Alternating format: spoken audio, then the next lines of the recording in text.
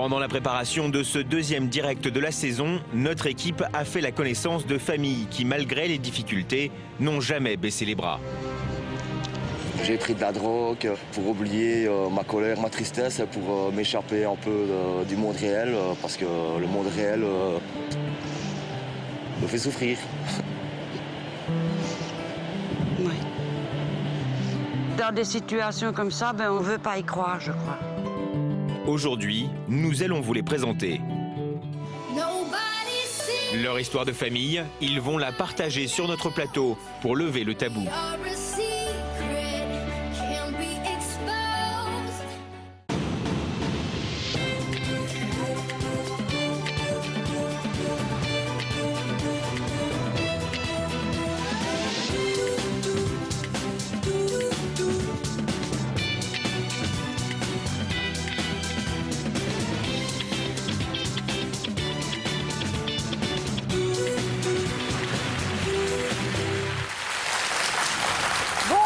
Tous, merci d'être avec nous pour ce deuxième numéro de Toute une histoire en direct. Les invités d'aujourd'hui ont découvert que leur enfant prenait de la drogue. Du jour au lendemain, ils ont plongé dans l'inquiétude et parfois la culpabilité. Ils viennent nous expliquer comment ils ont traversé cette épreuve. Pour cette 10e saison, notre équipe de spécialistes s'est agrandie. C'est Alexandre Mergui, psychologue, qui va nous accompagner tout au long de cette émission. Nous attendons aussi vos commentaires et vos réactions. On est en direct, profitez-en, au témoignage de nos invités sur notre page Facebook ou sur Twitter avec le hashtag Toute une histoire. Bonjour Caroline. Bonjour. Caroline, comme de nombreux parents, vous pensiez que la drogue, ça existait chez les autres, mais pas chez vous. Comment avez-vous découvert que votre fils était tombé dans cette spirale ? Alors, j'ai découvert un jour. Il est rentré un soir à la maison avec des yeux, j'avais jamais vu ça, des yeux très rouges. Et je l'ai pris entre 4 yeux, c'est le cas de le dire, et je lui ai dit, on s'enferme dans ta chambre et tu vas m'expliquer ce qui se passe. Vous y pensiez ? Ça va traverser l'esprit. Il a avoué tout de suite ? Oh non, on s'est assis donc dans sa chambre et là, il a eu toutes les peines du monde à me dire que c'était de la drogue. Il m'a inventé une histoire de poussière dans l'œil, de rhume, et puis j'ai pas lâché et il m'a avoué, oui, je prends de la drogue. C'est la première fois que vous aviez des doutes ? Non, c'est pas la première fois. En fait, en 4e déjà, il avait fumé donc un joint. Il avait été renvoyé pour ça. Vous le saviez ? Oui, il avait été renvoyé. Mais nous, avec son papa, en fait, on a tout fait jusqu'à 18 ans, enfin, pour dire, c'était un accident. Voilà. Alors, votre fils vous a alors appris, ce jour-là, quand vous l'avez un peu cuisiné, qu'il était addict depuis l'âge de 14 ans. Qu'est-ce qui s'est passé dans votre tête au moment où vous avez compris qu'il était addict depuis plusieurs années ? En fait, c'est un tsunami qui arrive. C'est quelque chose dont on ne s'attend pas. Et en fait, petit à petit, après ce tsunami, c'est quelque chose qui prend en fait au cœur et on se dit mais non, pas lui, pas dans notre famille. C'est pas possible quoi. C'est quelque chose qui. Comment je n'ai rien vu. Oui, comment je n'ai rien vu. C'est pas possible que ça m'arrive à moi. Non. Je me suis toujours occupée de mon fils, etc. Exactement. etc. Ça vient pas tout de suite ça. C'est vraiment d'abord une douleur et on se dit mais et en fait après il y a un petit film qui se passe dans notre esprit. Et je me rappelle en fait qu'il séchait les cours, qu'il n'a jamais aimé l'école, qu'il était tout le temps en fugue. Voilà, en fait, ah oui, comme quand même tout pas mal revient. de choses, quand même. Oui, mais tout revient avec une explication en fait. Alors, après les aveux de votre fils, vous en avez tout de suite parlé à votre mari. Quelle décision avez-vous prise tous les deux ? Alors, ça a été très simple. D'abord, on s'est dit on va le sauver. Et on pensait que c'était nous qui le sauvions. On s'est dit c'est un passage. On va pouvoir le sauver. Donc, en fait, on lui a fait des sermons de 2 heures, 3 heures, 4 heures, pratiquement tous les jours. On lui a dit qu'on l'aimait. Est-ce que vous avez pensé qu'il vous avait tout dit ? Parce que quand même, il avait passé beaucoup d'années à vous mentir. Vous avez envisagé qu'il puisse être addict à d'autres choses que le cannabis ? Pas à ce moment-là. En fait, ils ont une capacité de mensonge incroyable. Et en fait, nous, on est dans ce mouvement-là et en fait, on les croit. On est comme capté par ce qu'ils nous disent. Donc vous êtes dit, il ne doit pas être addict au point qu'il ne puisse pas s'en sortir tout Oui, seul. On va c'est ça. l'aider et ce On sera va le sauver. suffisant. Ça sera Donc suffisant. des sermons tous les jours. Oui, privé de sortie, privé des punitions en fait. Plus d'argent de poche. Je me souviens plus très bien, mais enfin, Comment il réagissait à ces punitions? docile. Voilà, docile. Docile, parce qu'en fait, il s'en fichait. Mais on l'a appris bien après, ça. Parce que la punition n'a pas suffi. Oh non. Ah non, mais rien n'a suffi, là. Rien n'a suffi. En fait, ça a été, à partir du moment où en fait, il nous l'a annoncé, c'était comme une libération pour lui, et ça a été en crescendo, en fait. Et là, ça a été 4 ans d'enfer, en fait, à partir de ce moment-là. Donc ça a empiré, Ça a empiré. il a fugué, il a continué à prendre de la Voilà. drogue. Il a continué à prendre la Pas drogue. que du cannabis. Non, pas que du cannabis. Qu'est-ce qu'il prenait aussi? Il a pris de l'ecstasy, du LSD, de la cocaïne. Mais il ne nous l'a pas dit, ça, je vous le dis maintenant. Il a eu son bac? Il n'a pas eu son bac. Et en fait, j'ai compris. a redoublé? Il a redoublé. Il a eu la deuxième fois? Non, toujours pas. Mais en fait, en fait, il n'allait plus. Enfin, il allait à l'école, mais sans rien, sans trousse, sans. Pas sans trousse, sans terminale, peut-être pas, mais. Donc ça a duré 4 ans, cet enfer, à 4 partir du moment où vous avez su. Est-ce qu'à un moment donné, vous vous êtes dit, on ne va pas y arriver tout seul, il faut qu'on... Pendant ces 4 ans, ou vous vous êtes dit, pendant ces 4 ans, on va y arriver, on va arriver à endiguer tout ça? Oui, jusqu'au jour où, en fait, je lui avais envoyé un texto et je lui avais dit, est-ce que tu rentres ce soir? Parce qu'il était tout le temps parti en fugue. Et il m'a dit, il avait répondu, je te jure sur ma vie que je reviens. Il est pas revenu. 3 jours après, je lui montre le texto. Et il a eu cette parole incroyable qui m'a fait comprendre ce que c'était que la drogue. Il a dit, quand je te l'ai écrit, je le pensais. Et là, je me suis dit qu'en fait, une fois pris dans sa drogue, c'était plus le même, en fait. Alexandre Mergui, bonjour, bienvenue dans notre équipe. On le dit souvent dans cette émission, on le sait, l'adolescence est un âge compliqué où les enfants commencent à mettre leurs parents à distance. Quelle est la meilleure attitude à adopter face à un adolescent dépendant? Souvent, les parents tombent des nues en se disant ça ne peut pas arriver chez nous, on est les parents parfaits. Qu'est-ce qu'il faut faire? Est-ce qu'il faut s'en occuper soi-même ou pas? Alors, déjà, en tant que parent, effectivement, quelque chose d'important, c'est d'essayer d'aller au-delà de ce que notre ado nous dit, qui est déjà un effort pour lui, pour voir s'il n'y a pas d'autres choses, notamment est-ce qu'il vend pour consommer, est-ce qu'il y a d'autres drogues, est-ce qu'il y a d'autres produits, etc., etc. La deuxième chose qui me paraît importante, c'est d'essayer de savoir, d'observer la manière dont il en parle. Voilà. Est-ce qu'il y a une banalisation de ça? Est-ce qu'on met la faute sur un ami, etc.? Est-ce qu'on intellectualise en disant c'est la génération, etc.? Ou est-ce qu'on a l'air d'avoir conscience quand même du fait qu'on n'arrive pas à s'arrêter? Voilà. Et une chose très importante, même si c'est normal de vouloir le sauver, comme vous l'avez dit, c'est que l'adolescence, c'est une période où on doit s'émanciper des parents. Ce n'est pas juste un souhait, c'est presque vital. Voilà. Or, pensant bien faire et voulant prendre en charge le problème des enfants, on les replace dans une situation d'enfance, de passivité. Donc sans le vouloir, eh bien, en adoptant cette posture protectrice, peut-être que d'une certaine manière, on les maintient. Alors qu'est-ce qu'il faut faire au contraire? Il ne faut pas réagir en disant bah, vas-y mon vieux, continue, il n'y a pas de problème? Alors non, évidemment. En fait, ce qu'il faut penser, c'est que le premier plan doit être tenu par un acteur social, en dehors de la famille. Ça peut être une association, des professionnels. Là, il y a quelque chose qui doit être discuté. C'est-à-dire qu'il faut aussi pouvoir poser la question à l'adolescent, de dire vers quoi on pourrait se tourner. C'est-à-dire qu'on donne un cadre, on va se tourner vers quelqu'un, mais on laisse des marges de manœuvre quand même. Sinon, on est dans la rigidité. Par contre, les parents ne seront donc pas dans une posture en face de l'enfant, mais à côté de lui, et seront donc, on pourrait dire, les acteurs secondaires principaux. Les symptômes, juste pour alerter ceux qui nous regardent? Alors, évidemment, ça dépend des drogues. N'ont pas du tout le même effet. Dans le cas du cannabis, qu'on peut observer d'un point de vue psychologique, alors ça va être peut-être des tendances à la fatigue, un peu de démotivation, une humeur qui peut être un peu plus de l'ordre de la déprime, surtout quand il n'y en a plus. Avec la cocaïne, c'est complètement différent. On a une humeur beaucoup plus instable, avec beaucoup plus de pics d'agressivité, de colère, et puis de déprime beaucoup plus intenses. En général, décrochage scolaire, en général, ça va alors, avec? Oui, j'allais y venir parce que ensuite, ça touche, quelles que soient les drogues, des fonctions intellectuelles et on commence à avoir des troubles de la concentration, de l'attention, etc., qui se manifestent par des oublis, des erreurs, des retards, des choses qu'on n'a pas l'habitude de faire. Et ça, plus la drogue est importante, plus ça affecte.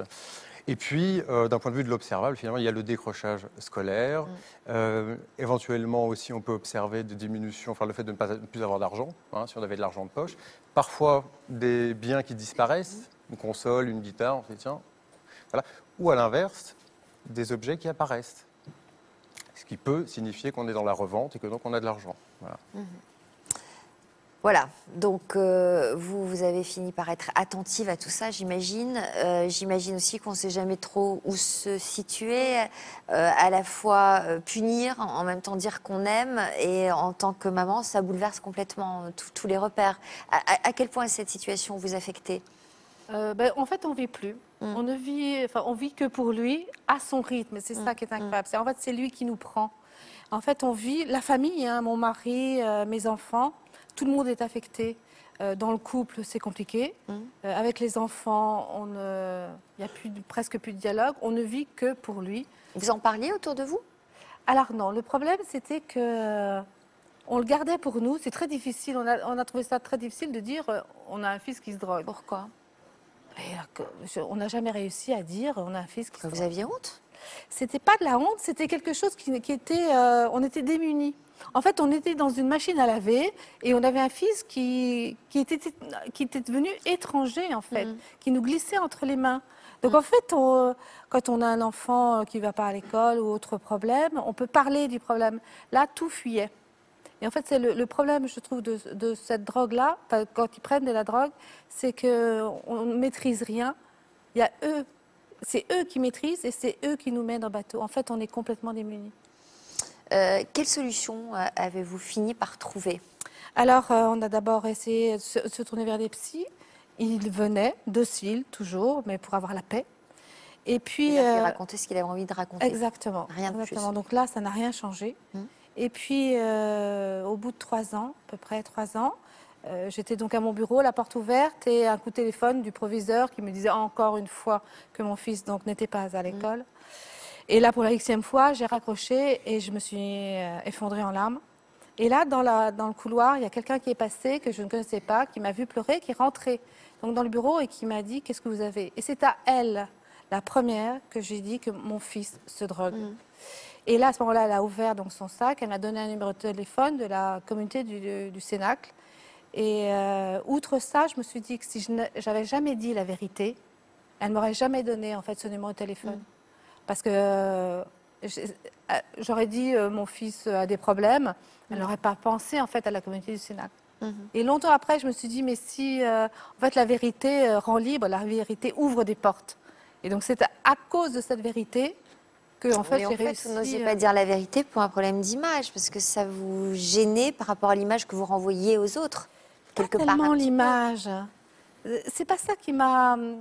C'est pas ce sentiment-là. C'est quelque chose de démuni. En fait, c'est notre enfant et on ne peut mais rien faire. Oui, mais quand on est démuni, on cherche de l'aide. Mais on en a cherché d'abord, nous, en famille, pour le sauver. Ensuite, on s'est tourné vers les psychologues. Et après, il n'y avait plus rien. Si c'était à refaire, vous feriez quoi aujourd'hui? Juste pour éclairer ceux qui nous regardent et qui seraient peut-être confrontés à ce problème. Eh bien, en fait, la même chose, parce que je n'avais aucune carte en main. Le problème, c'est que je n'avais aucune carte en main. Enfin, se tourner vers qui? Vers des professionnels, on l'a fait. Ça n'a pas marché. Donc, quelque part, attendre... Peut-être en parler un peu plus autour de vous? Et pour raconter ou pour trouver une solution? Pour trouver une solution, parce que vous voyez, la première fois que vous en avez parlé, pof, il y a une solution qui s'est présentée. C'est vrai. C'est vrai que c'est la vérité.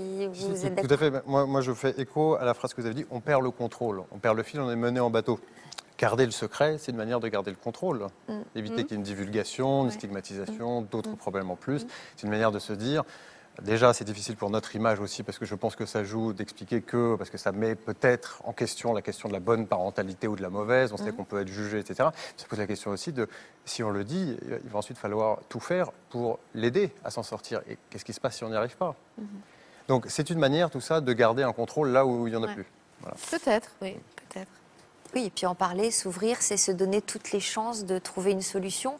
En tous les cas, vous avez fait appel à cette association. Comment ça s'est passé? Est-ce que ça a marché? Est-ce qu'il a pu s'en sortir? Alors, oui, au début, donc, quand on a pris contact avec cette association, en fait, du Cénacle, on nous a parlé que les enfants étaient toxicomanes, que les jeunes étaient C'est toxicomanes. quoi cette association, en fait? Cénacle, en fait, c'est une sœur italienne, en fait, qui a fondé donc, cette association du Cénacle pour recueillir et accueillir des jeunes en souffrance, complètement délaissés. En souffrance et en dépendance? Dépendance, ouais. esclave de l'alcool, de la drogue, des Ouais. jeux vidéo maintenant. Ouais. En fait, c'est pour les reconstruire et leur donner une nouvelle dignité, un sens à leur vie.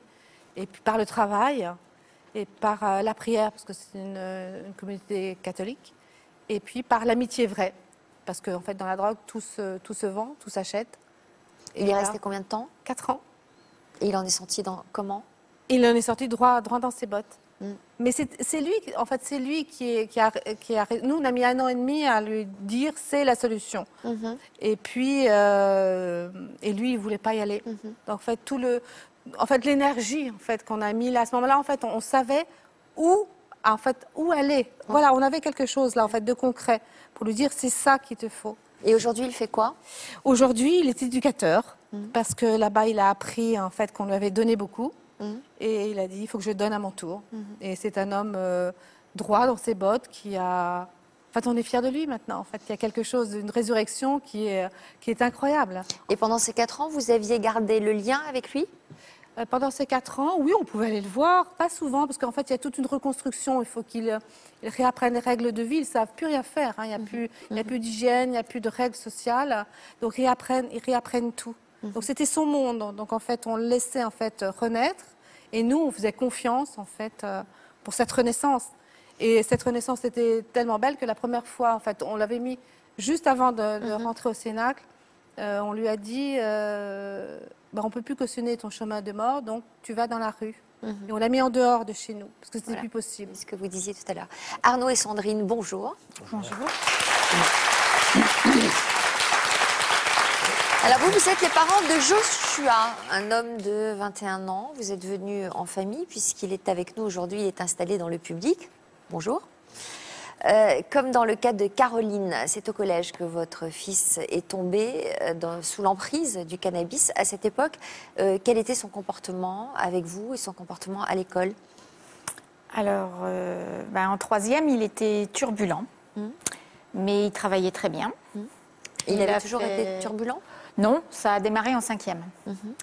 3e turbulent, première année de CAP métamorphosé, éloge des professeurs. Ils nous ont dit qu'ils ne le reconnaissaient pas, qu'il s'était assagi, calmé, qu'il travaillait super bien, enfin que c'était parfait. C'était le garçon parfait pour les cours. Et puis, à la maison, on n'a jamais eu de problème d'autorité, il ne répondait pas. Un garçon docile. Pas agressif, gentil. Pourtant, vous avez appris en février 2011 que cet adolescent de 16 ans, avec lequel vous n'aviez pas de problème, jamais eu aucun problème, vous avez appris qu'il était dépendant au cannabis. Ce jour-là, le responsable d'une association anti-drogue a débarqué chez vous en vous expliquant que votre fils l'avait contacté pour se sortir de cette impasse. Il l'avait lui-même contacté. Donc déjà, il y avait une démarche de sa part. Est-ce que, sur le moment, vous avez réussi à réaliser ce qui se passait? C'est moi qui ai eu le coup de téléphone. J'avoue que j'ai fait répéter 2 fois à Kamel ce qu'il me disait. Et je lui ai dit, attendez, je vais chercher mon mari, donnez-moi votre téléphone, je vous rappelle. Et j'ai appelé mon mari, il était dans le jardin, je lui ai dit, écoute, viens voir, il paraît que notre fils, il se drogue. Et là, c'est une drôle de sensation. C'est comme si on était dans un autre film, à côté de sa vie, quoi. Et puis on a rappelé Kamel, il a dit, il faut que je vienne vous voir, j'arrive. Jamais vous n'aviez remarqué des yeux un peu injectés? Vous savez, les adolescents, c'est la méthode putois. Donc dans la chambre, il y en a partout. Je sais. Ça brûle de l'encens, il y a des paquets de chips. Et on rentre pas dans les chambres. Et on rentre pas dans la chambre parce que il se débrouille avec sa chambre, quoi. Vous aviez des soupçons, vous, Arnaud? Non, jamais. Je n'ai jamais eu de soupçons, mais c'est sûr que 14, 13, 14, 15 ans, ça se détache un peu, donc on les laisse un petit peu faire. Il avait toujours un peu d'argent de poche. Non, pas trop, non. C'est sûr que Quand on a rappelé l'éducateur et... Qu'est-ce qu'il vous a dit alors? Il vous a donné des précisions? Il nous a dit qu'il fallait qu'on se voie. Je lui ai dit, écoutez, quand? Il m'a dit maintenant. D'accord. Bon. Donc il est venu et vous Une heure après, il était à la maison. Et il vous a dit quoi? Et il nous a annoncé que Joshua l'avait appelé à l'aide lors d'une intervention dans le lycée. Et que aujourd'hui, il est arrivé à la maison pour en discuter avec nous. Mais il consommait combien de joints par jour? 20 joints, 30 joints par jour avec des bangs. C'était 15-20 bangs. C'était, c'est ce qu'on a découvert. Nous, on est tombé de l'armoire. Parce que j'étais persuadé, ignorant que ça ne pourrait jamais nous arriver. Parce qu'on est une famille soudée, une famille unie. Une famille où il y a du dialogue. Ouais, Oui, et puis on travaille disponible, on se rend disponible pour lui. Là, ça a été quand même le coup de massue, quand même. Ouais. Joshua, venez nous rejoindre. Bonjour.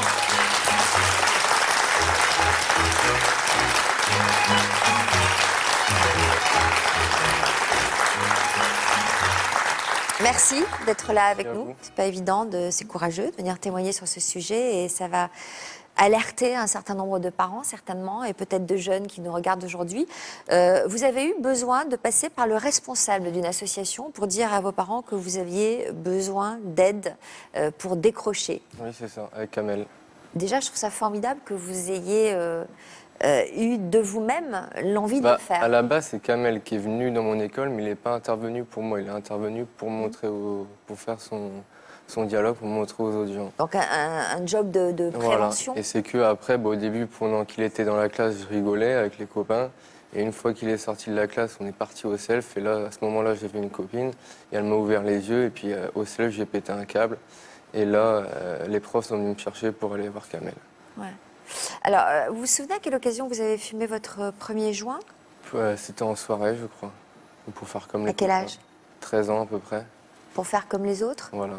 Comment ça s'est passé, cette première expérience? Bien, je pense, parce que vu que j'ai recommencé après... Comment vous expliquez que vous ayez eu besoin de recommencer et de recommencer aussi souvent? Vos parents disent que votre famille était unie, avec un dialogue, vous aviez un bon rapport avec eux. Au début, c'était pour faire comme les copains. Et vu que les copains, ils fumaient tous les jours, vu que j'étais avec eux tous les jours, je fumais avec eux. Ouais. Et après, c'est devenu une habitude et après une addiction. Pourtant, est-ce que vous ressentiez un mal-être? J'avais pas de confiance en moi quand j'étais plus jeune. Vous sauriez dire pourquoi? Non, je sais pas. Donc le fait de fumer et d'enchaîner les joints, ça vous mettait dans un état second? Ça me mettait dans un état second et je pensais à rien. Vous saviez, vous, qu'il manquait de confiance en lui? Pas du tout, parce que les résultats scolaires étaient bons, donc pas du tout. Dans quel domaine vous manquiez de confiance en vous? Tout, j'étais timide, tous les domaines à peu près. Tous les domaines. Ouais. Alors, vous nous parlez d'une personne qui a été très importante pour vous, puisque c'est grâce à lui que vous avez pu décrocher. C'est Kamel qui est avec nous dans le public. Bonjour et bravo. Quel souvenir vous gardez de vos premiers échanges avec Joshua? C'est vraiment ça, déjà qu'il était super timide. Voilà, et donc, et c'est vrai qu'il a été franc tout de suite, quoi. Il a tout de suite dit les choses. Donc, du coup, je lui ai dit, t'imagines bien que où t'en es arrivé, on peut pas garder ça. Voilà, il faut en parler, quoi. Donc, moi, je peux pas t'aider si on n'en parle pas à tes parents. Et donc, il a compris qu'il était important qu'il passe un cap, quoi. Vous aviez quel âge, en fait, quand vous êtes allé voir Kamel pour lui... J'étais en CAP. Première année de CAP, En première année de CAP à 16 ans. Ouais. À 16 ans. Comment parvenez-vous à venir en aide aux jeunes, justement, que vous rencontrez dans les collèges et les lycées? J'imagine qu'ils ne font pas tout ce que Joshua a fait, c'est-à-dire de faire la démarche, de venir vous voir de même, comme ça, spontanément? Si, étonnamment. Moi, j'interviens dans les écoles, en fait, et c'est vrai que les jeunes viennent assez facilement, après mon intervention, venir me voir pour me dire, écoute, avec toi, je me sens pas jugé, voilà, donc, voilà. Et c'est vrai que c'est le bouche à oreille qui fait qu'aussi... J'ai aidé pas mal de jeunes et donc le bouche à oreille fait que la confiance s'installe avec les jeunes et ils viennent assez facilement m'en parler, quoi. Vous aviez pensé à décrocher avant? Non. Vous aviez pensé à alerter vos parents? Non plus, mais je pensais même pas que j'étais addict. Ah bon? Avec combien Pour moi, de je joints? pouvais décrocher du jour au lendemain sans faire C'est ça le problème. Vous fumiez combien de joints par jour? Je fumais à peu près 20 bangs et une dizaine de joints par jour. 20 quoi? 20 bangs. Je sais pas ce que c'est. C'est en gros une pipe à eau. Ah non, d'accord. Il m'en fallait à peu près 3-4 pour me lever du lit le matin. Ok. Vous payez avec quel argent? Mon argent et je revendais. Au début, je revendais pour me faire de l'argent et après, tellement que j'étais accro, je vendais pour ma consommation. Vous avez essayé de vous arrêter pour voir si vous étiez accro ou pas? Oui, Et donc vous avez vu que ça vous manquait. j'ai vu que ça me manquait et j'ai pété des câbles. Et là, vous ne vous êtes pas dit que vous étiez accro? Si. Quand même. Péter des câbles, ça se traduisait comment? À taper dans les murs, à vouloir partir de la maison. Ouais. Et jamais personne n'a remarqué ces pétages de câbles comme Ah bah si, mais ça c'était après la phase camel. Avant la phase camel, il n'y a pas eu... C'était après l'avoir masqué. découvert. Voilà, c'est après l'avoir découvert. D'accord. Donc la phase camel, donc c'était le fait d'avouer. Ensuite, il fallait décrocher. Concrètement, ça s'est passé comment? Ça a été long. Ça a déjà été pour nous une épreuve terrible parce que on a concentré tout sur lui. On n'avait pas le choix. Donc ça a été un contrôle permanent 24 heures sur 24. Des contrôles toutes les semaines, des tests d'urine. On a acheté des échantillons sur des petites bandelettes sur Internet qu'on recevait. Et ça a été pour nous c'est le plus dur. assez dur. Quoi. Ouais. Vous ne vous êtes pas fait aider? Non, Alors, on n'a pas voulu de nous. non, le problème c'est qu'il n'était pas assez dans le trou pour être pris en charge. Il était mineur. Donc la clinique de l'addiction n'en a pas voulu. Vous avez cherché à vous faire aider? Oui. J'ai été voir le psychologue, on a téléphoné, il nous a dit que c'était pas un problème d'être, c'était de l'addiction, c'était pas de son ressort. Donc c'est compliqué. Heureusement qu'il y avait Kamel parce qu'il nous a dit bon bah faut faire ça. D'accord. Juste une réaction d'Alexandre, parce que vous disiez tout à l'heure qu'il fallait pas trop vouloir intervenir, trop vouloir punir, trop vouloir contrôler. Il y a bien un moment quand on n'a pas le choix, c'est-à-dire que dans ce cas-là. En fait, on n'a pas puni nous. J'ai jamais été puni, on n'a pas cherché la punition, on a cherché l'aide. Ouais. C'est une réaction qu'on peut avoir. Je veux dire, tout parent se poserait la question. Dans ce cas-là, ce qui est étonnant, justement, c'est qu'un père, ou une mère et des parents, donc, jouent le rôle, j'ai envie de dire, moi, les tests d'urine, tout ça, ça me fait penser à la police. Hein. C'est le rôle de flic. Il fallait. Alors, il y a un moment, personne ne veut le faire. Je comprends bien. Vous me direz si ça a apporté ses fruits, mais ce qui pose problème, c'est qu'en faisant ça, d'un point de vue psychologique, on retourne dans la position d'un enfant passif. Ouais. Et c'est très angoissant pour un adolescent. Pour nous. Et pour vous aussi, probablement. C'est très angoissant. Et alors, pour quelqu'un qui avait une certaine timidité, c'est à nouveau sous l'emprise. C'est comme ça que vous l'avez vécu? Ça vous a angoissé? Au début, et après, j'ai vu que j'étais obligé de le faire, que j'avais pas le choix, du coup je le faisais. Mais j'ai jamais été privé de sortie ou quoi. Ouais. Mais ça devait être terriblement angoissant, le fait de... Un petit peu, beaucoup même. Et vous l'avez vécu comment en tant que parent? Pas bien. Demander à son fils toutes les semaines de faire pipi dans le flacon, de le surveiller, parce qu'il y a un moment, il faut qu'on... Ok, il nous dit qu'il fume plus, mais il faut qu'on en ait la preuve. Et puis il y a le manque. Comment vous supportiez le manque? Au début, j'ai eu des médicaments et j'ai tout de suite arrêté parce que je prenais trop. Et du coup, j'étais addict aux médicaments après. Est-ce que vous disiez tout à l'heure que c'était difficile de réagir, même dans votre couple, ça a provoqué des déséquilibres? Pourquoi? On se culpabilise d'avoir rien vu? On n'est pas d'accord sur les méthodes? Oui, les méthodes, on a toujours été d'accord parce que la première méthode qu'on a mis en place, c'est de lui dire qu'on l'aimait, qu'on voulait l'aider. C'était tout de suite. Et on a resserré les rangs. On était déjà serrés, mais on les a resserrés. La méthode, c'était, on n'avait pas le choix. Le contrôle. Et ça a duré 3 ans quand même. Mais on doit quand même se dire qu'est-ce qu'on a loupé pour en arriver. On se demande pourquoi on ne l'a pas vu. Pourquoi on l'a pas vu. On fait des enfants, on n'a pas de manuel et on n'imagine pas le pire de nos enfants. C'est pourquoi on ne l'a pas vu. Donc, c'est difficile. Les miens vont encore avoir droit à un débriefing en rentrant à la maison. C'est clair que... Et c'est pas faute de ne pas en avoir parlé. Bien sûr. N'hésitez pas à réagir aux histoires de nos invités. Pour cela, connectez-vous sur Facebook ou sur Twitter, # toute une histoire. On se retrouve tout de suite après ces quelques bandes annonces. À tout de suite.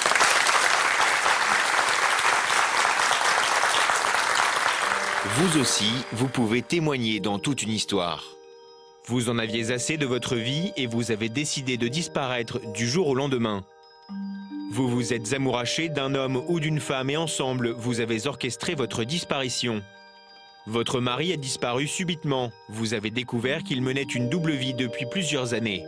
Une personne de votre entourage a disparu soudainement. Vous êtes persuadé qu'il s'agit d'une disparition volontaire. Après une disparition de longue durée, vous avez finalement décidé de revenir auprès des vôtres. Pour participer à notre émission, vous pouvez contacter notre équipe au 0820 16 30 15 ou sur notre site internet. Au sommaire du 3e numéro de Toute une histoire en direct, des mères, des filles et leurs enfants.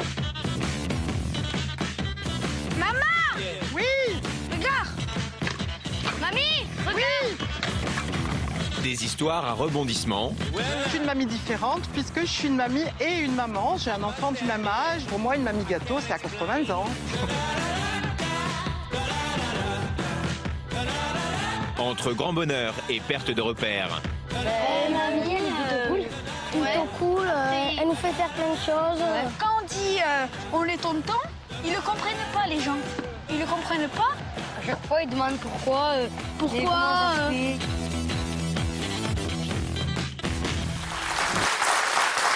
Nous sommes de retour et en direct pour la suite de Toute une histoire. Les parents que je reçois aujourd'hui ont tout fait pour sortir leur enfant de la drogue. Aujourd'hui, ils partagent avec nous leur parcours difficile. Nous en étions à l'histoire de Joshua avec ses parents Arnaud et Sandrine. Vous nous disiez que vous avez vécu 3 ans d'enfer pour permettre à votre fils de sortir de sa dépendance. De longs mois qui ont mis votre famille et votre couple en particulier à l'épreuve. Qu'est-ce qui était difficile? Alors, vous disiez que vous étiez d'accord sur la méthode. D'abord, prodiguer de l'amour, resserrer les rangs, comme vous nous l'avez dit. Et pourtant, ça engendrait des problèmes entre vous. Pour quelles raisons? Ce qui a été difficile, c'est qu'on a tout concentré sur Joshua. Et donc, il y a un moment, on avait quand même son grand frère, qui n'était plus à la maison, mais on concentre tout sur une personne et on se focalise dessus. Et je pense que la grosse difficulté, je pense que c'est une erreur, ça. On aurait peut-être dû à un moment se faire aider. Mais j'ai voulu... Réponse d'Alexandre. Attendez, on va tenter d'être pédagogue. Oui. Moi, effectivement, c'est-à-dire que vous vous êtes infligé quelque chose. Vous avez cru bien faire, mais c'était un énorme poids. Je veux dire, vous parlez d'une angoisse vous-même à faire passer les tests. Donc, on s'ajoute ça, on fait ça en famille. Et finalement, c'est très compliqué parce que c'est un problème qui touche la famille, mais qui n'est pas le problème que de la famille. C'est un problème de société. Un adolescent qui grandit, qui appartient à la société, qui quitte la famille. Et c'est avec la société, avec un acteur social qu'il faut pouvoir le régler, à mon sens, pour éviter justement aussi de mettre en danger. Ce qui était surtout compliqué, c'est que on allait, c'était les montagnes russes, quoi. Ça allait très bien, ça allait très mal. La psychologue nous appelait pour nous dire qu'il avait rechuté. Ça a duré. La première phase compliquée, ça a duré 1 an et demi. Au bout d'1 an et demi, on a stoppé une semaine. On est partis tous les deux avec Sandrine en vacances parce que Kamel nous l'a gardé chez lui. Parce que c'était, on a quand même eu des gens je me souviens d'un patron de gendarmerie qui est venu nous aider dans ces moments privés à discuter dans la famille. Ce qui a été dur pour nous, c'est qu'à un moment, on a fermé... Un patron de gendarmerie? Oui, un commandant le major de la qui gendarmerie. est venu nous aider, qui a discuté, qui lui a dit « regarde tes parents ». Enfin, je pense que la bêtise à faire, c'est de vouloir garder ça chez soi. Je crois que c'est une erreur. Alors, on s'en est sorti. Vous êtes d'accord, Caroline? Mais moi, j'ai tout coupé, j'ai fermé partout et j'ai tout gardé. Vous nous avez quand même dit en préparant cette émission que si ça avait duré 1 an de plus, votre couple aurait explosé. C'était compliqué. C'était compliqué. On travaille ensemble déjà, donc on est 24 heures sur 24 ensemble. Déjà, c'est pas évident. Déjà, c'est même pas quand évident. tout va bien. Elle surveille mes comptes. Non. Oula, alors là... La Gold, je vous dis pas. Mais quand en plus, il y a des problèmes vraiment là qui touchent vraiment notre chair, c'est pas évident. Mais bon, on a tenu bon. Alors, Joshua, vous en êtes où aujourd'hui? Là, ça fait 1 an et demi, un peu plus que j'ai arrêté. En étant fier d'avoir arrêté? En étant fier. Comment allez-vous? Moi, ça va. Sûr? Sûr. Vous êtes sorti de votre timidité? Je suis sorti, je sors de ma timidité. Bon, qu'est-ce que vous faites dans la vie? Je bosse chez papa et maman, je suis apprenti menuisier.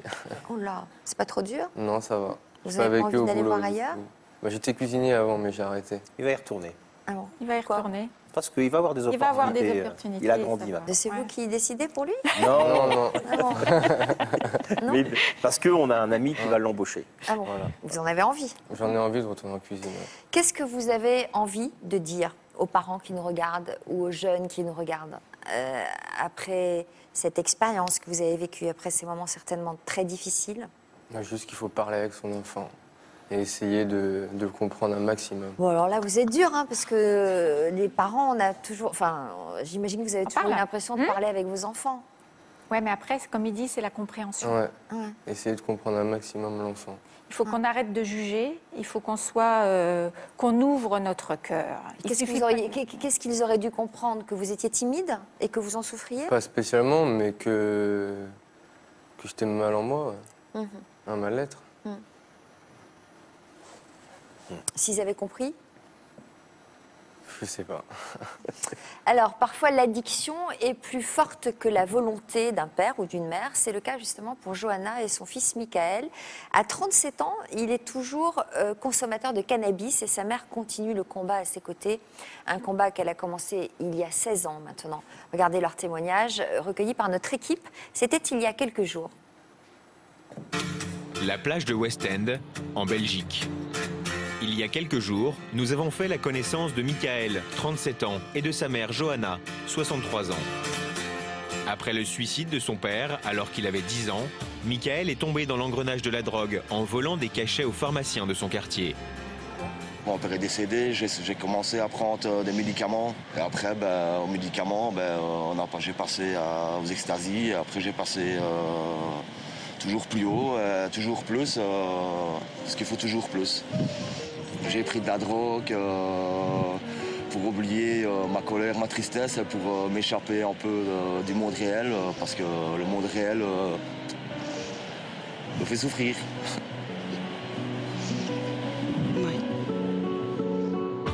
Malgré plusieurs signes avant-coureurs, Johanna a mis beaucoup de temps avant de se rendre compte de l'addiction de son fils.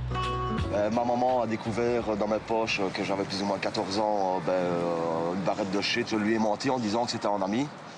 Elle l'a seulement découvert 11 ans après, quand j'ai eu un accident de scooter, que je prenais de la drogue dure depuis des années. Vers la fin, j'avais quand même des doutes. Hein. Mais je crois que dans des situations comme ça, on ne veut pas y croire, je crois. Enfin, moi, c'est mon cas. Je pense que je ne voulais pas y croire. Je disais non, par le mien. Aujourd'hui, tous les deux tentent d'aller de l'avant et surtout de trouver une explication au manque de vigilance de Johanna. Pour cacher ça à ma maman, je ne rentrais pas chez moi. J'allais dormir chez un ami tout le week-end. Le dimanche au soir, dès que je rentrais, j'allais directement dans ma chambre. Je voyais ma maman 5 minutes et puis c'est tout, quoi. Je crois qu'il y a eu beaucoup trop de liberté. Il avait ses copains. Pour moi, c'était de bons copains.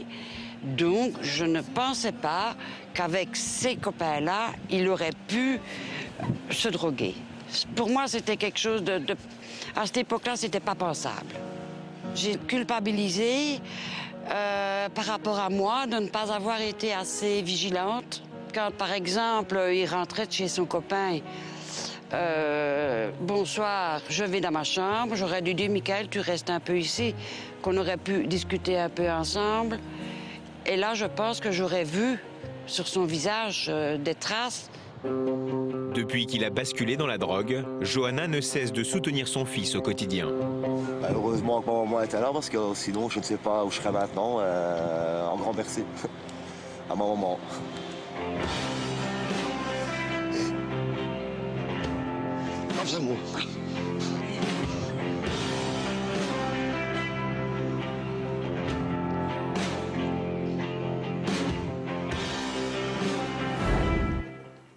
Une réaction peut-être à ce témoignage, Caroline? Oui, très beau témoignage. On voit qu'en fait, le jeune est blessé. En fait, ce sont des belles personnes, mais en fait, qui sont très, très sensibles.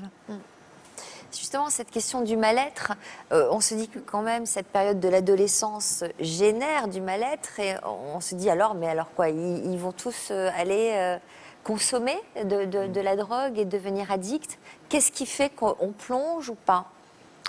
Alors, il faut distinguer effectivement le fait d'essayer une première fois et le fait de plonger. Ce qui est intéressant à l'adolescence, c'est que c'est plutôt le bouleversement. C'est pas l'adolescence, c'est les changements qui génèrent de l'angoisse. Tout changement, même à l'âge adulte, les changements génèrent un peu d'anxiété. Ce qui se passe à l'adolescence, c'est qu'on rompt avec les activités qu'on avait jusque-là, ces modes relationnels, on change tout.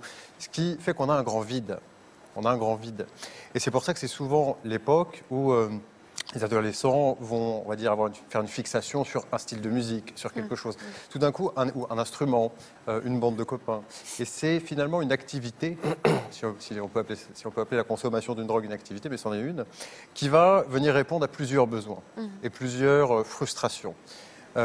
Si on prend le cas de Joshua, par exemple, c'était un problème de confiance en lui, en tout cas c'est ce qu'il va dire, donc il pouvait jouer dans le cadre des amis, ça permet de retrouver une bande d'amis, c'est une manière de s'émanciper, de sortir, ça peut peut-être aider avec les filles, peut-être apprendre la parole avec les professeurs, etc. Et tout d'un coup c'est toute une sphère, un ensemble de sphères qui est impacté. Et c'est pour ça que c'est si dur ensuite d'arrêter, parce qu'en arrêtant le produit, on n'arrête pas que le produit, on arrête tout un tas de choses. C'est ça qui rend l'addiction tenace. Erwin, bonjour. Bonjour.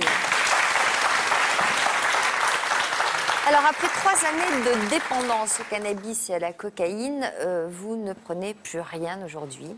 Voilà. Depuis combien de temps vous avez arrêté? Ça fait plus de 10 ans maintenant. Et c'est une fierté, c'est vraiment une nouvelle renaissance. Vous étiez allé loin? J'étais allé loin et je voulais aller plus loin. Donc voilà, j'étais pas du tout, contrairement à Joshua, dans la mentalité de vouloir changer. Au contraire, j'étais dans la descente et volontairement, je voulais y rester. Vous avez commencé à 13 ans ouais. à consommer de la drogue quotidiennement. Vous étiez vous aussi dans un mal-être à cet âge-là? Alors dans un mal-être, oui, parce que beaucoup de questions. Effectivement, l'adolescence n'est pas facile. Dans mon cas, ça a été accentué aussi, je pense, parce que je suis adopté. Donc j'ai été adopté à l'âge d'1 an. C'est quelque chose qui a toujours été su en famille. Hein. Ça n'a jamais posé problème jusqu'à un certain moment. Mais après, je pense que parmi toutes les questions qu'un ado peut se poser, ça faisait aussi partie des troubles un peu. Et donc, je pense que c'était accentué aussi beaucoup pour ça. Vos parents adoptifs ne se sont doutés de rien? Je pense qu'ils se doutaient. Ils avaient des doutes, effectivement, parce que je jouais beaucoup un peu à ce jeu de cache-cache, à faire des choses en cachette, à avoir déjà des comportements, on va dire, de rébellion en famille. Bien avant la drogue, ça a été d'abord la violence, ça a été le renfermement sur moi-même, beaucoup de silence. Donc c'était pesant pour mes parents.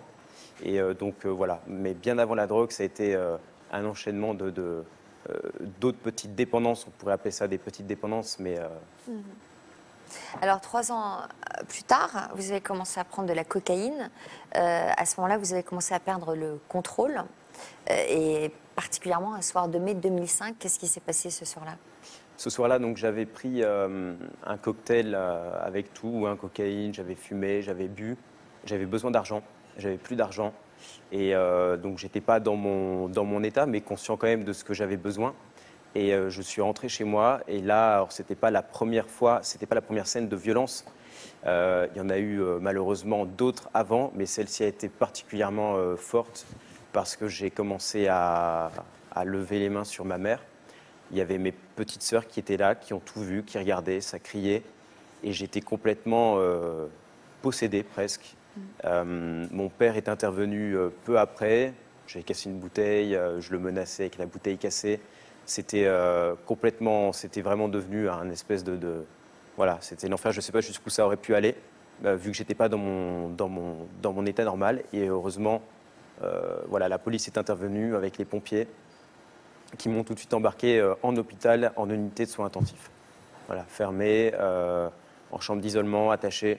Et donc là, ça n'a pas du tout été le même décor. Et ça a été très difficile.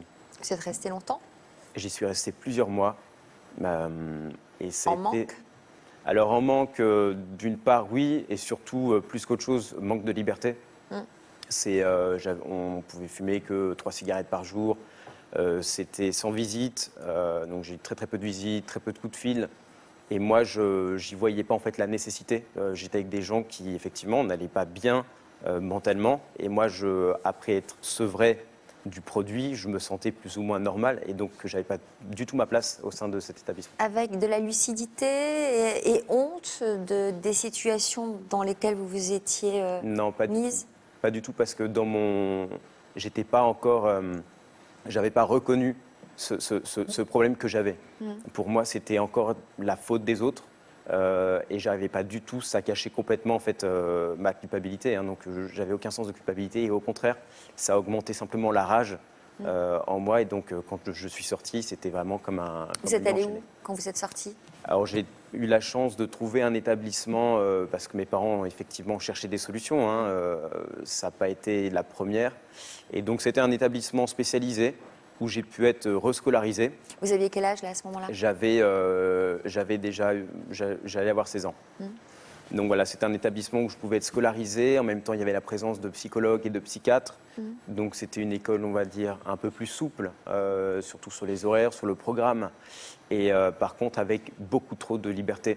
Donc c'était un internat, j'étais en internat, c'était mixte.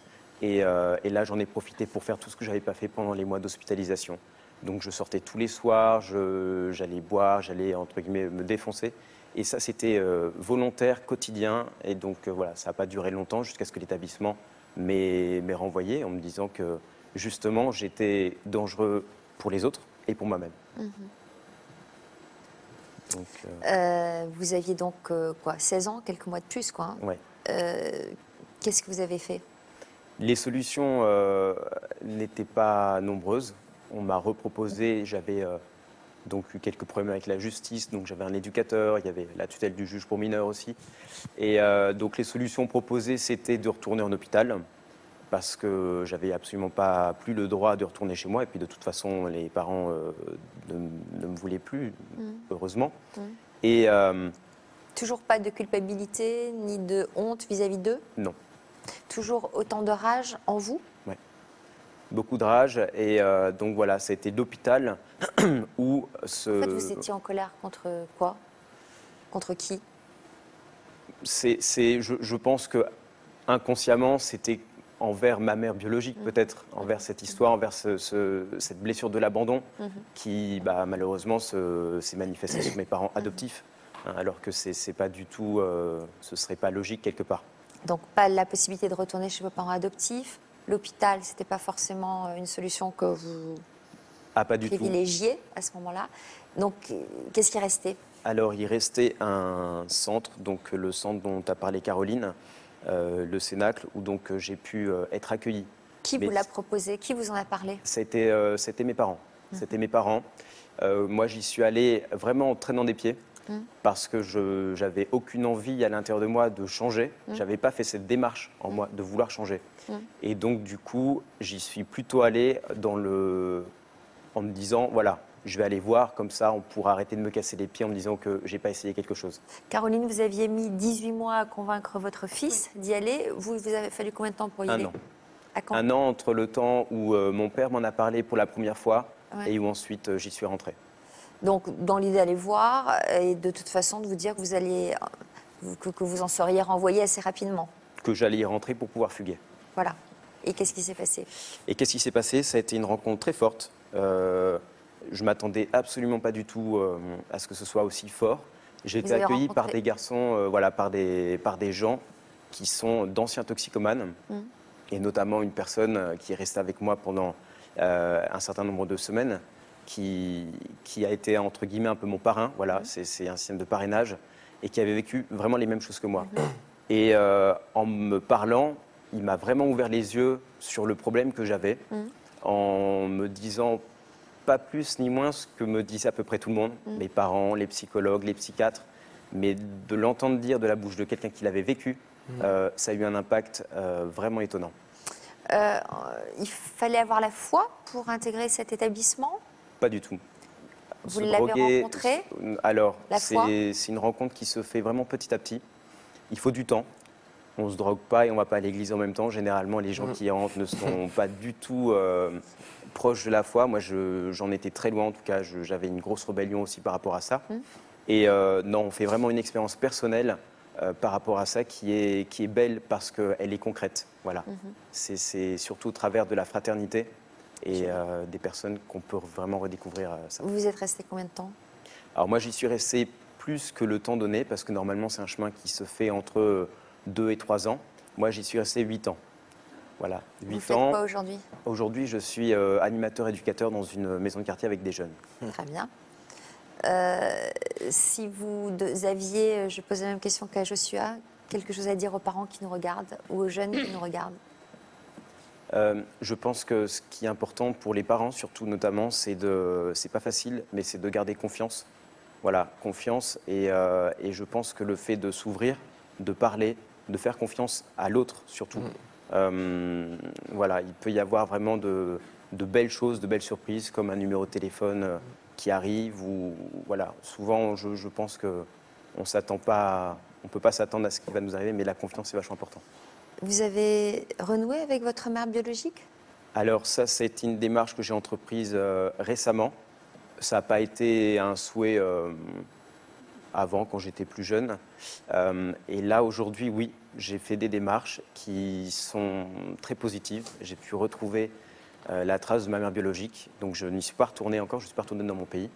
Mais c'est une prochaine étape. Donc voilà, mais je pense que le fait de... Donc vous viendrez nous parler, peut-être? Peut-être. Peut-être on pourra vous accompagner? Mais en tout cas, je suis très heureux que ça se passe après tout ça. Voilà. Est-ce que vous êtes apaisé? Oui, beaucoup plus. Beaucoup plus. C'est vraiment... Bravo en tout cas.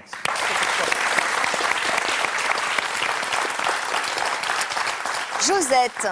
Bonjour Josette. Alors votre histoire a démarré de la même manière que celle de nos autres invités, mais elle a pris une autre tournure. Oui. Votre fils avait 16 ans quand vous êtes aperçu qu'il consommait du cannabis.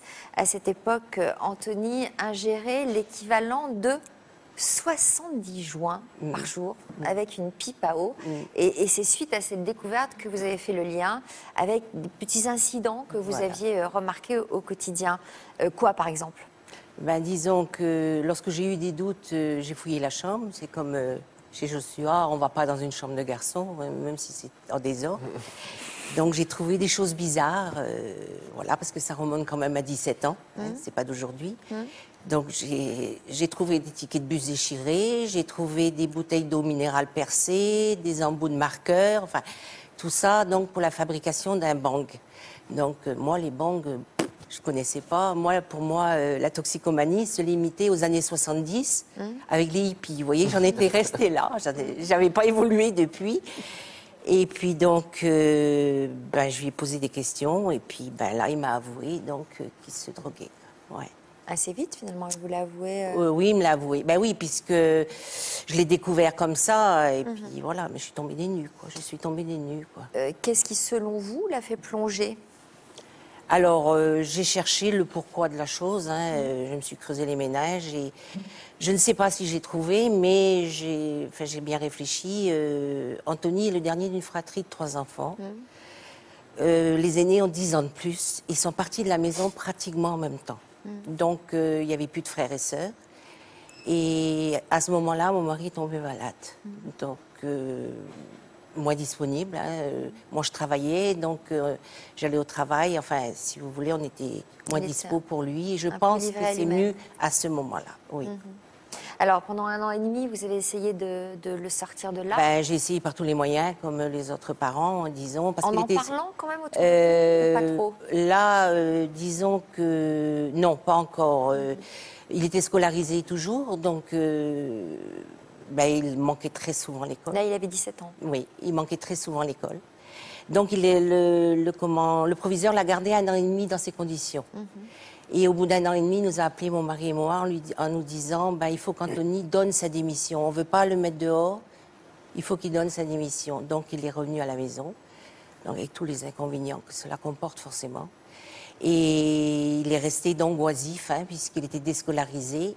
Et puis un beau jour, il s'est mis à avoir un comportement incompréhensible. Voilà. À table, il a eu des gestes désordonnés. Et on est resté le regarder. Je lui ai demandé qu'est-ce qui lui est arrivé. Il me dit, je chasse les araignées. Donc j'ai appelé le médecin de famille, qui, après être resté avec lui dans sa chambre pendant une demi-heure, nous a dit, voilà, ce n'est plus de mon domaine. C'est du domaine de la psychiatrie. Anthony vient de faire un délire cannabique. Il voyait des araignées, il entendait des voix. Voilà. Donc, si vous voulez, nous, on a plongé dans un système qu'on ne connaissait pas, c'est-à-dire la psychiatrie. Voilà. Juste, pardon, une explication. Un délire cannabique, donc c'est un délire qui survient lorsqu'on consomme du cannabis en excès. Ça se traduit Alors oui, par quoi? alors, déjà la première chose, c'est une parenthèse, mais étant phobique des araignées, il m'arrive d'en voir aussi, hein, un peu partout, voilà, je préfère préciser. Non, un délire cannabique, finalement, il peut prendre plusieurs formes. Communément, on appelle le bad trip. Chez la plupart des personnes qui n'ont pas de terrain psychotique, ça va se traduire soit par des symptômes somatiques, des vomissements, des crampes, etc., par des crises d'angoisse. Dans certains cas, ça peut aller jusqu'à ce qu'on appelle une bouffée délirante, c'est-à-dire un épisode délirant et dû au cannabis. Et dans votre cas, ça a été finalement le déclencheur, voilà, et qui a permis de repérer une pathologie plus grave, D'accord, la voilà. schizophrénie. Oui. Donc du coup, il est rentré en hôpital psychiatrique. Il a fait plein de séjours en hôpital psy. Et là, donc, ils ont diagnostiqué donc, une schizophrénie. Voilà. Et comment se porte-t-il aujourd'hui?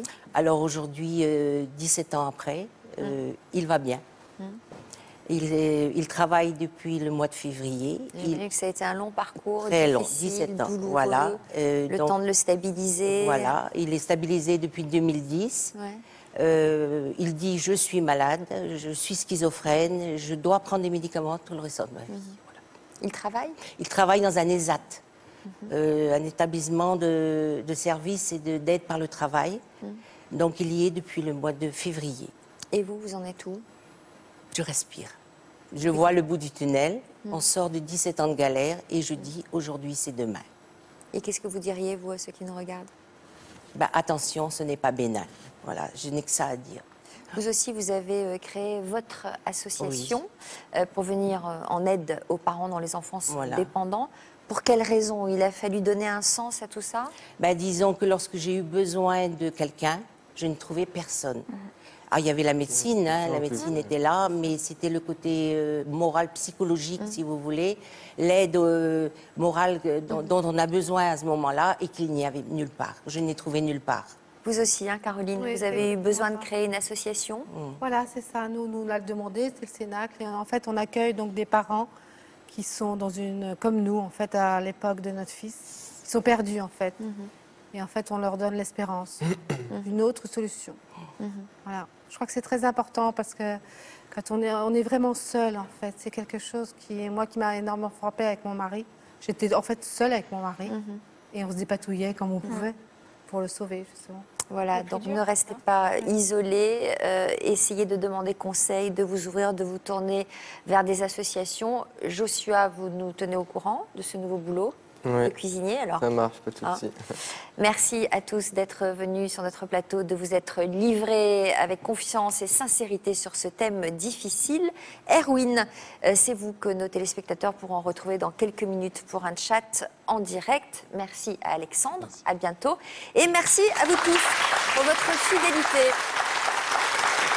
En cette période de rentrée, j'en profite pour vous rappeler que le kit Clio pour couvrir les livres des enfants est disponible un peu partout. Il est vendu par Handicap International et il permet de financer des projets de l'association sur le terrain. On se retrouve ce week-end dans la rubrique Toute une histoire de version féminin. En attendant, nous allons poursuivre la conversation avec Valentine et Mireille dans l'Histoire continue. Merci beaucoup. Merci à vous. À tout de suite. Dans quelques minutes, nous reprendrons des nouvelles de Mireille dans l'Histoire continue. Depuis son dernier passage sur le plateau, elle a repris les 20 kilos qu'elle avait perdus et elle est de retour à la case départ. Ces rondeurs, je ne les assume pas, ce corps ne m'appartient pas. Donc il est temps de redémarrer avec de bonnes bases. Pour lui donner du courage, nous allons lui présenter Valentine, une fidèle téléspectatrice de l'émission. Elle a toujours eu des kilos en trop, mais elle en a fait sa force. Par exemple, la chose que je déteste le plus chez moi, c'est les bras, et c'est la seule chose que je montre. Vous découvrirez comment elle est parvenue à s'assumer dans quelques minutes dans l'Histoire continue.